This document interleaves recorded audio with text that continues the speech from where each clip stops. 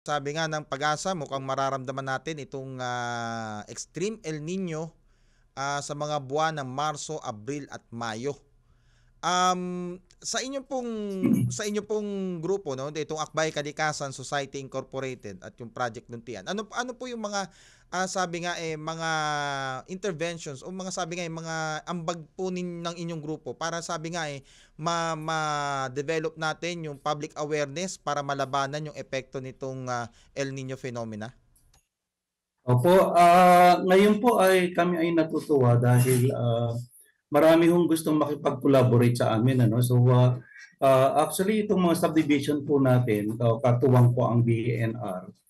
Dito sa Cavite, sa General Trias, Opo, opo. particularly po. Opo. No? So ang DNR, kasama po ang DOST at ang DNR at ang Senro po ng bayan, ano, Opo. under ni Dr. Escurel, ay nagkakaroon po kami ng collective effort, no, patungkol dun sa kung paano mo may iwasan at kung paano makakatulong ang ating grupo dito po sa effort ng ating ng pamahalaan, ano, collectively kasama ng mamamayan. Opo. So ano po yung sa tanong po ninyo, ano po yung ginagawa namin measure, no?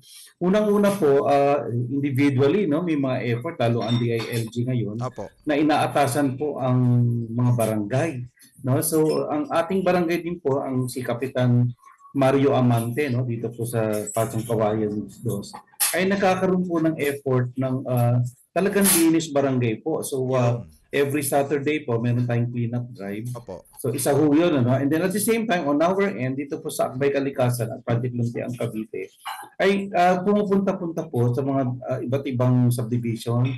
At lalo po yung mga dito lang, ho, hindi lang dito sa General Trias, kundi po dito sa Tansa, sa Mendez at sa Silang po. So ito po yung mga effort natin na tayo ay naiimbitahan para